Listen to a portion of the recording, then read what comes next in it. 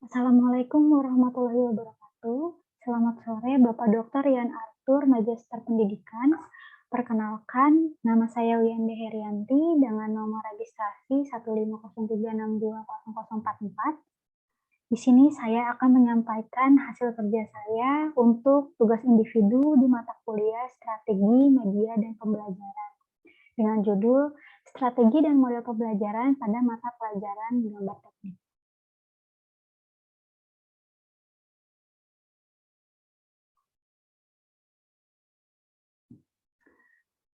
Pertama-tama, yang saya akan bahas adalah pendidikan. Pendidikan merupakan salah satu kebutuhan pokok manusia yang harus dipenuhi.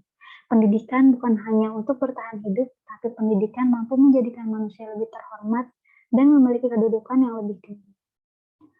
Pendidikan nasional memiliki fungsi mengembangkan kemampuan dan membentuk watak serta peradaban bangsa yang bermartabat dalam rangka mencerdaskan kehidupan bangsa, bertujuan untuk mengembangkan potensi peserta didik agar menjadi manusia yang beriman dan bertakwa kepada Tuhan Yang Maha Esa, berakhlak mulia, sehat, berilmu, cakap, kreatif, mandiri, dan menjadi warga negara yang demokratis serta bertanggung jawab. Berhubungan dengan hal tadi, maka Peraturan Menteri Pendidikan dan Kebudayaan Republik Indonesia nomor 65 tahun 2013 tentang standar proses yang dilaksanakan mencakup perencanaan proses pembelajaran, pelaksanaan proses pembelajaran, penilaian hasil pembelajaran, dan pengawasan proses pembelajaran.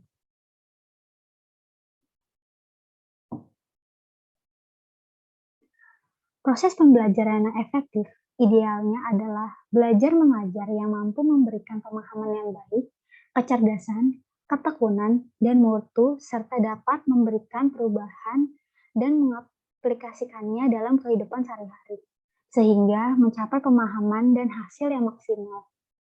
Dalam hal ini, proses pembelajaran efektif dapat diterapkan pada setiap tingkatan lembaga pendidikan yang salah satunya adalah sekolah menengah kejuruan atau SMK.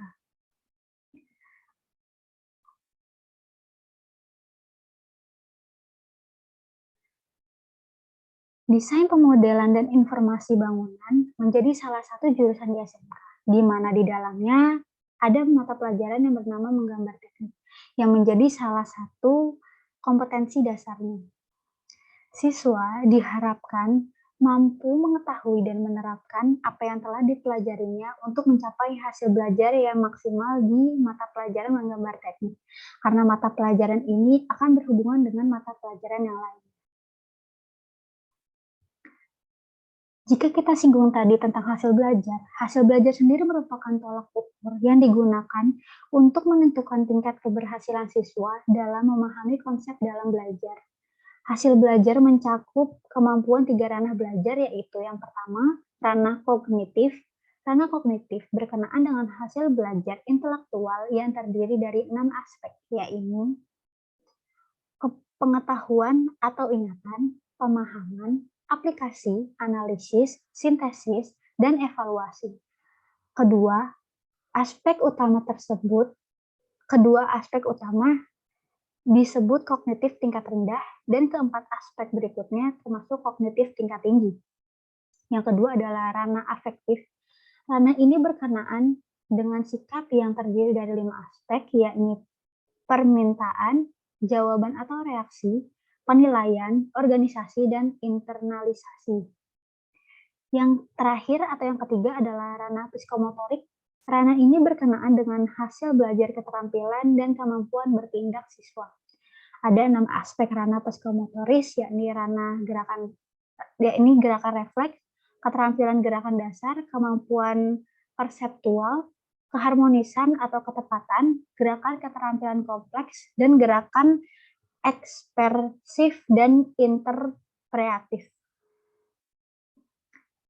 Jika kita kembali tadi ke gambar teknik sendiri adalah suatu gagasan atau pemikiran yang berisi tentang informasi teknik tentang pedoman kerja di lapangan yang dituangkan dalam bentuk gambar yang dapat dibaca dan dimengerti oleh orang lain.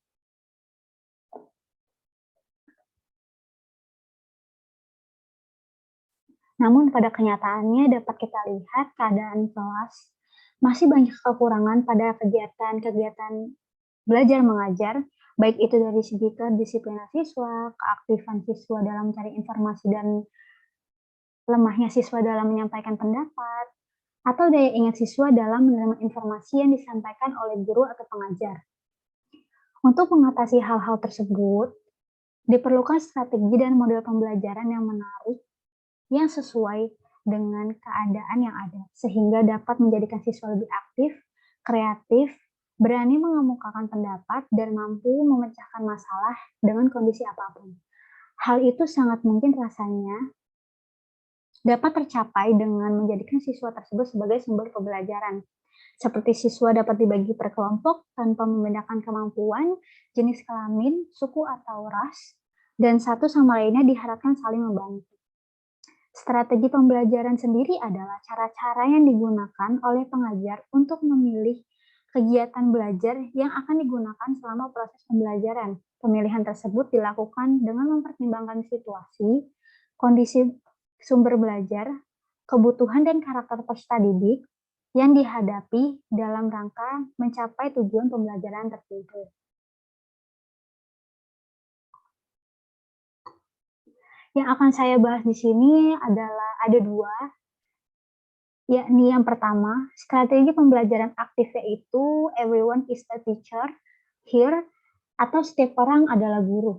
Ini merupakan sebuah strategi yang mudah guna memperoleh partisipasi kelas yang besar dan tanggung jawab individu. Strategi ini memberikan kesempatan kepada setiap peserta didik untuk bertindak sebagai pengajar terhadap peserta didik yang lainnya atau terhadap temannya. Strategi ini sangat tepat untuk mendapatkan partisipasi kelas secara keseluruhan dan secara individu. Dengan strategi ini, peserta didik yang tidak mau terlibat akan ikut serta dalam pembelajaran secara aktif.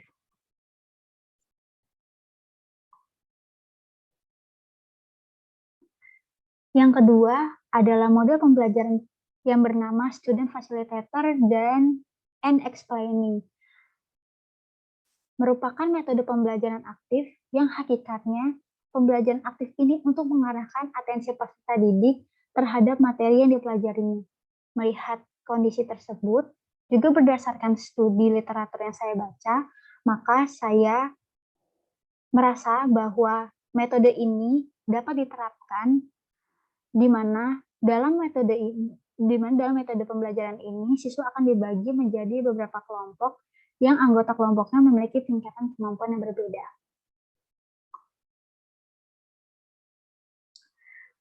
Strategi dan model pembelajaran yang telah saya paparkan tadi, menurut saya dapat dan baik untuk diimplementasikan dalam mata pelajaran gambar teknik sebagai pengganti model dan strategi pembelajaran konvensional.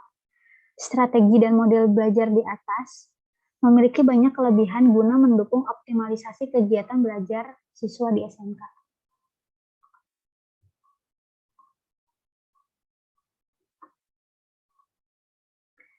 Sekian yang dapat saya sampaikan, lebih dan kurangnya mohon dimaafkan. Wassalamualaikum warahmatullahi wabarakatuh.